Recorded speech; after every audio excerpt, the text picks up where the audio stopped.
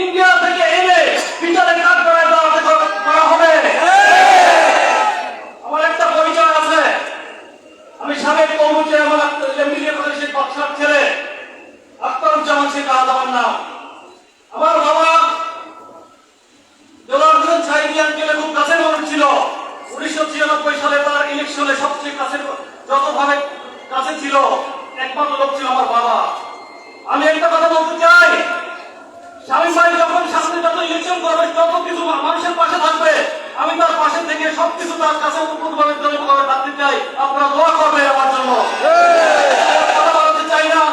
সাইদি সাহেবের জন্য দোয়া করবেন, সবাই যারা মারা গেছে সবার জন্য দোয়া করবেন। আসসালামু আলাইকুম।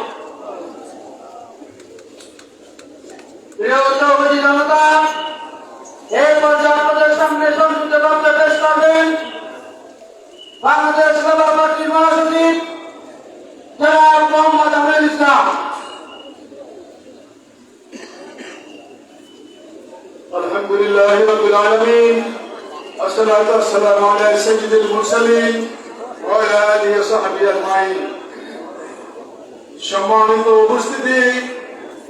উপস্থিত আজকে আলোচনা সভার সম্মানিত সভাপতি জনাব আল্লামা আব্দুল হোসেন সাইদি সাহেবের সৌযোগ্য সন্তান জনাব আলহাজ শামীম সাইদি, উপস্থিত মাসুদ সাইদি, উপস্থিত বাংলাদেশ জামাত ইসলামীর সম্মানিত আমির জনাব তোফাজ্জল হোসেন ফরিদ ভাই সহ বিভিন্ন দলের রাজনৈতিক নেতৃবৃন্দ, উপস্থিত আমার সম্মানিত সুধী ভাই, আসসালামু আলাইকুম।